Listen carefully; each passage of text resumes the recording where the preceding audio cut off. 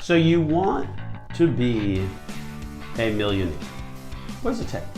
What do you need to have in terms of the background or the expertise, or what does all of that involve? And obviously there's a ton of speculation, right? That you've got to, inherit money, or you've got to go to an Ivy League school, or you've got to be a doctor, lawyer, or Indian chief. That at the end of the day, it's not about the path. It's about making sure that you're inheriting money, or you're getting a big job, or you go to a big school. And what's surprising about some of the latest data is that, for the most part, the average millionaire in America today is an average person with average income and no inheritance. And so we're going to share with you some of the numbers and some of the statistics that have come out of the latest study that's been done on all of this. So welcome back to Dollars and Cents, where we help you make sense out of all of life's decisions involving your dollars. We're Central Florida's longest running radio program. Also happen to be one of the top 25 financial planning podcasts on the World Wide Web. So make sure you subscribe to us through your favorite podcast platform of choice, along with the fact that you can see us on our YouTube channel as well at Nelson Financial Planning. In fact, one of our associates, Garrett Fields, did a segment on this very topic and put it up on our YouTube channel. So if you're interested in hearing more, make sure you check that out. My name, of course, is Joel Garris. I'm a certified financial planner, certified financial fiduciary with Nelson Financial Planning, where our team of certified financial fiduciary stands ready this week to help you change your life with a successful and cost-effective financial plan. Speaking of being successful, this is a fascinating study that was done by an individual by the name of Chris Hogan. Now, for our Dave Ramsey fans, you will know exactly who Chris Hogan is. He is one of Dave Ramsey's primary associates. And so what Chris did back in, it was actually 2019 when he wrote this book, there was a book called The Millionaire Next Door that was published in 1996. Hard to believe that book is that old, but that book wound up being opening up an interesting conversation about who actually is a millionaire in society today. I think we have a lot of preconceived notions that you have to go to a good school, you have to inherit a bunch of money, or you have to be a doctor, lawyer, or Indian chief in order to be able to have that kind of money. And so The Millionaire Next Door, the book that was published back in 1996, sort of went and sort of debunked some of that stuff. But the problem with the book, The Millionaire Next Door, is that it actually had a relatively small sample size. So that was always sort of the knock on it. So in 2019, Chris Hogan, again, as we mentioned, one of the Dave Ramsey's associates, recreated the entire study and in fact pulled information from 10,000 participants. So obviously much larger sample size.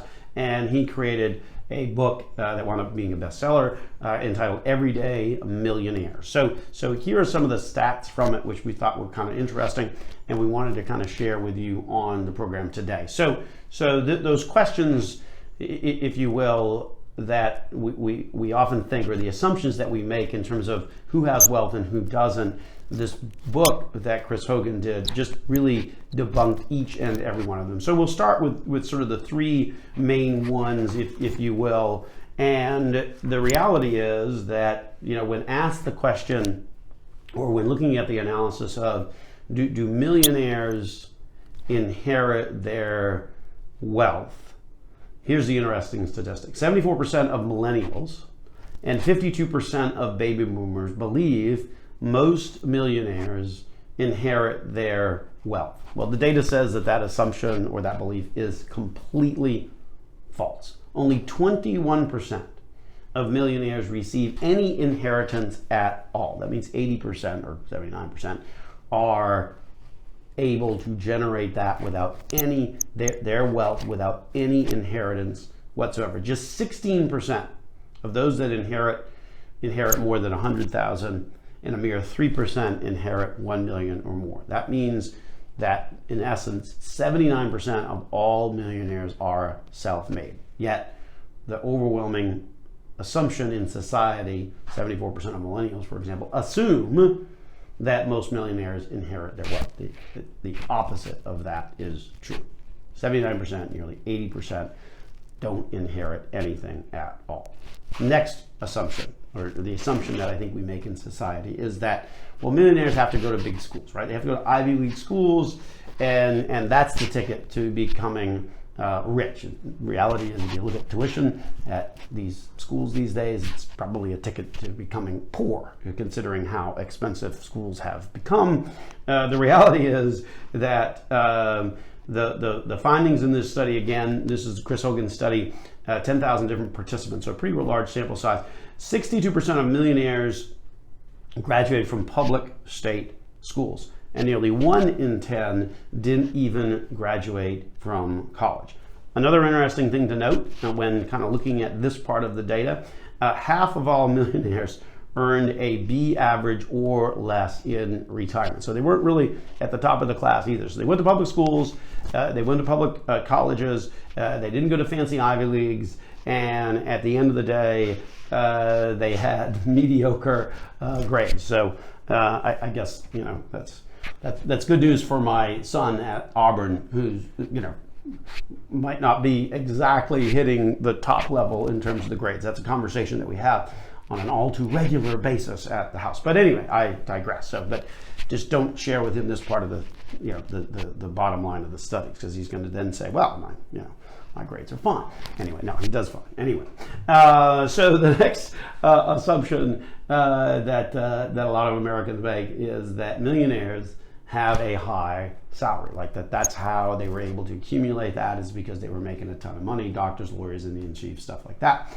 The reality is that only 15% of all millionaires were CEOs, CFOs, or COs, sort of the C-suite people, the leaders in a particular business.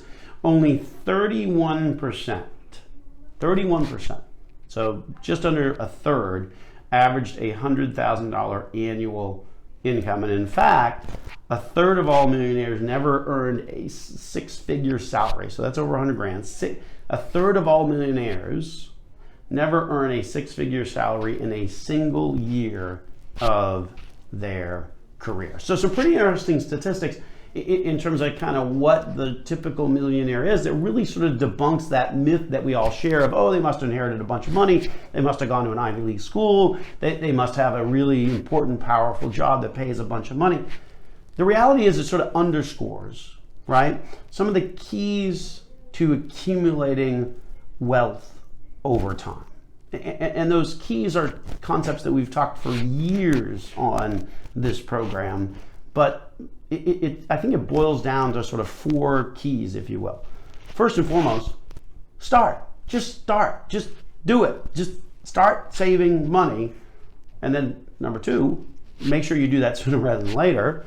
And then number 4, be consistent, be diversified. That's what this study is really all about, that debunks some of the myths that we have on who is a millionaire and who isn't in society. It's about the fundamentals. It's about the fundamentals of investing. It's about starting. It's about doing a little bit, but doing it consistently over an extended time period. So some interesting stats on what it takes to be a millionaire in society. With that, we'll wrap it on up and get on out of here. Thanks for listening to Dollars and Cents with me, your host, Joel Garris of Nelson Financial Planning.